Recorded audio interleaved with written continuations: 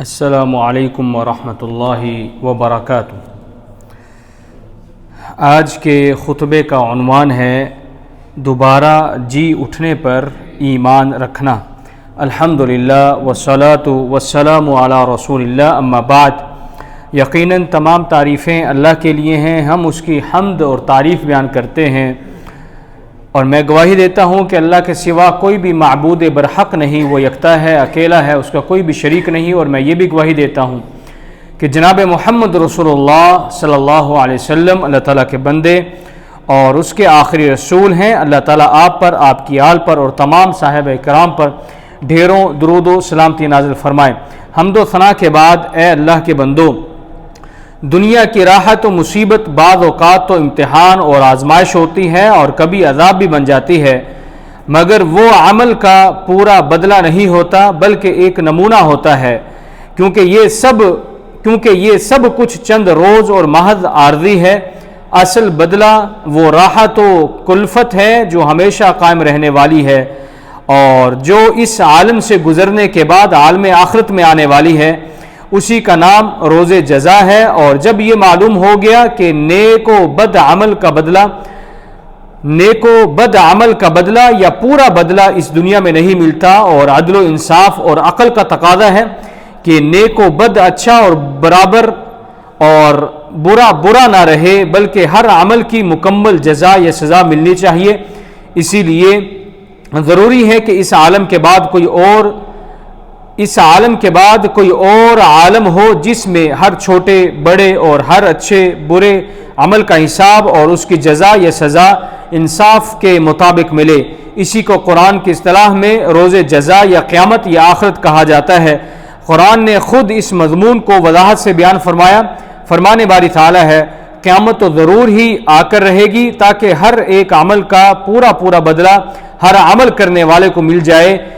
اس کے آنے میں کسی طرح کا شک نہیں ہے، مگر اکثر لوگ نہیں جانتے۔ اے اللہ کے بندو، اسلامی عقائد کی آخری کڑی آخرت پر ایمان لانا ہے۔ قرآن پاک میں ایمان باللہ کے بعد اس کی اہمیت پر سب سے زیادہ زور دیا گیا ہے، کیونکہ موجودہ دنیا کے تمام اعمال اور ان کے نتائج کی اصلی اور دائمی بنیاد اسی آئندہ دنیا کے گھر کی بنیاد پر قائم ہے۔ اگر یہ بنیاد متزلزل ہو جائے تو اعمال انسانی کے نتائج کا ریشہ بے خوبند سے اکھڑ جائے۔ ہماری زندگی کو قرآن کریم نے 2 دوروں میں تقسیم کیا ہے۔ پہلے دور سے مراد موت سے لے کر قیامت کا دور ہے، اور دوسرے دور سے مراد قیامت سے لے کے ابد تک کا دور ہے، جس میں پھر موت اور فنا نہیں۔ پہلے دور کا نام برزخ ہے اور دوسرے دور کا نام بعث بعد الموت یا حشر و نشر اور قیامت ہے، اور ان کے معنی جی اٹھنے، اکٹھے کیے جانے اور کھڑے ہونے کے ہیں۔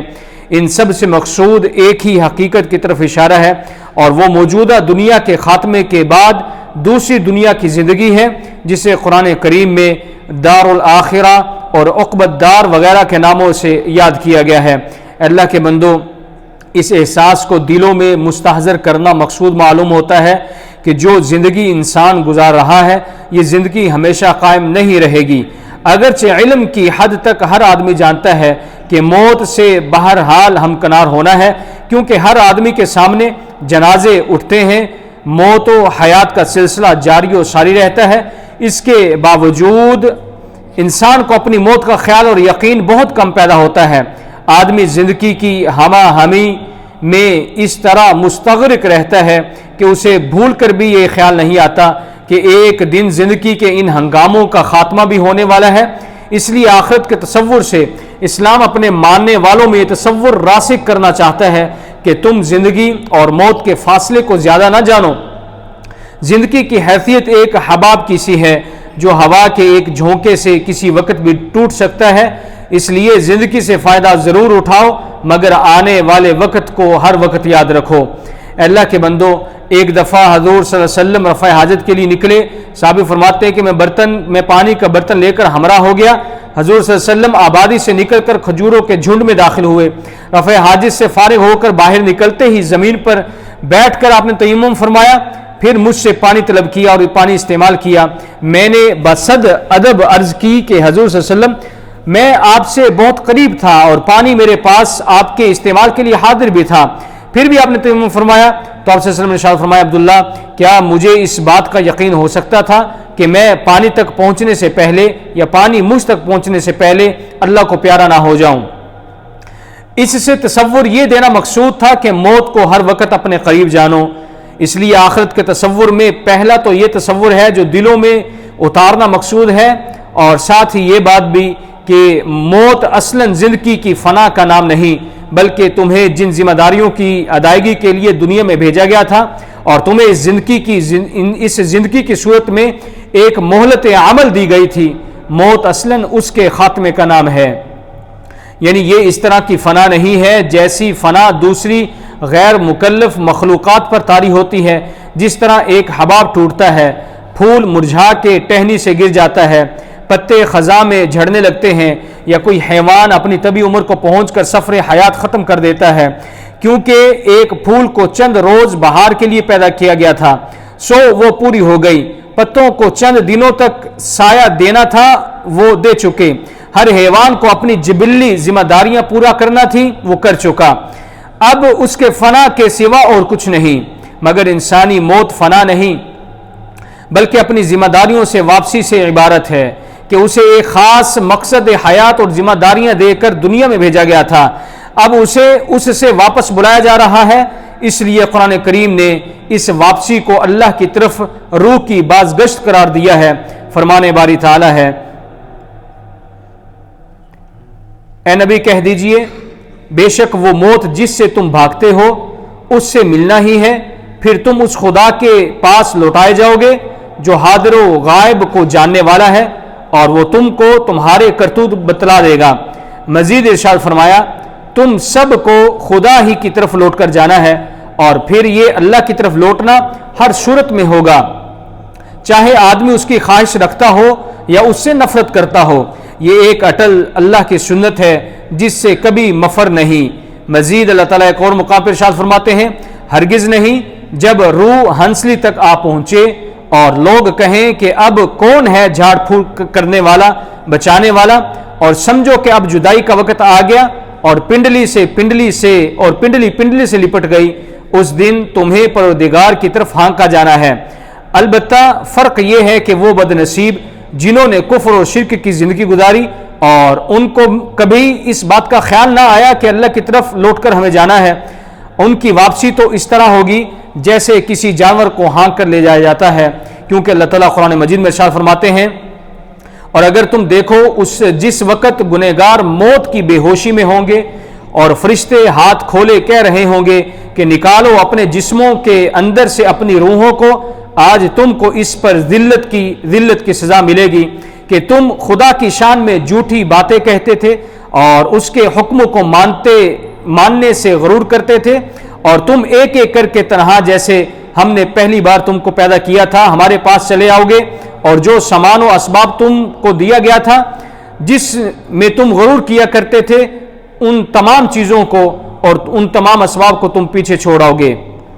اللہ کے بندو، افراد اور جماعتوں کو تو ہم ہر روز اپنی آنکھوں کے سامنے اخروی سفر پر روانہ ہوتے ہوئے دیکھتے ہیں، اور ہمیں کسی حد تک یقین ہو جاتا ہے کہ موت ایک ایسی حقیقت ہے جس سے فرار نہیں، جس سے مفر کی کوئی صورت نہیں، لیکن اس سے بھی بڑی ایک حقیقت اور بھی ہے جسے ہم قیامت کہتے ہیں۔ اس کا مفہوم ہے کہ تمام دنیا اور تمام کائنات کا چشم زدن میں ختم ہو جانا، اور پھر ایک مدت معینہ کے بعد از سر نو زندہ ہونا، اور پھر اللہ کے حضور حساب کتاب کے لیے پیش ہونا اور حسب اعمال جزا و سزا کے مراحل سے گزرنا۔ موت تو کبھی اچانک آ جاتی ہے، موت تو کبھی اچانک آتی ہے اور کبھی دھیرے دھیرے بیماری کی شکل میں اپنا احساس دلا کے آتی ہے۔ اس لیے مرنے والا بالعموم پہلے سے اس سے کسی حد تک آگاہ ہوتا ہے، اور پسماندگان بھی ذہنی طور پر اس صدمے کے لیے تیار ہوتے ہیں، لیکن جہاں قیامت کے وقوع کا تعلق ہے وہ تو اس طرح کا حادثہ ہوگا کہ جس کو قرآن کریم کہتا ہے، اور وہ قیامت کا معاملہ آنکھ جھپکنے کی طرح ہوگا یا اس سے بھی کہیں زیادہ جلدی۔ اے اللہ کے بندو، اللہ قرآن مجید میں ارشاد فرماتا ہے، جس وقت سور پھونکا جائے گا اور اللہ زمین کو پہاڑوں سمیت اٹھا کر یوں پٹخے گا کہ سب کچھ ریزہ ریزہ ہو جائے گا۔ اس روز آسمان پھٹ کر ڈھیلا ہو جائے گا، فرشتے اطراف آسمان پر جمع ہو جائیں گے اور اللہ کے تخت کو 8 فرشتے اٹھا کر لائیں گے۔ اس وقت تم اللہ کے سامنے پیش کیے جاؤ گے اور تم سے کوئی راز اللہ کے پاس مخفی نہیں ہوگا۔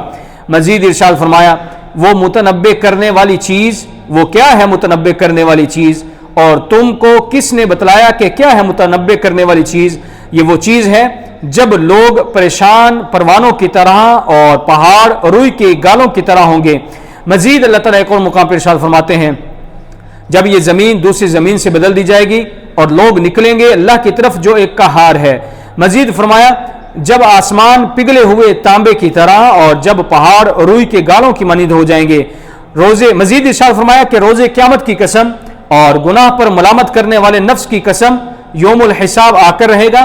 کیا انسان کا خیال یہ ہے کہ ہم اس کی بوسیدہ ہڈیوں کو دوبارہ ترتیب نہ دے سکیں گے؟ کیا وہ جانتا نہیں کہ اس کے پوروں کو ترتیب دینے والے ہم ہی تو ہیں؟ انسان کی تمنا یہ ہے کہ وہ کچھ کرے اور اپنا مستقبل تباہ کر دے، اس لیے تنزن پوچھتا ہے کہ قیامت کب آئے گی؟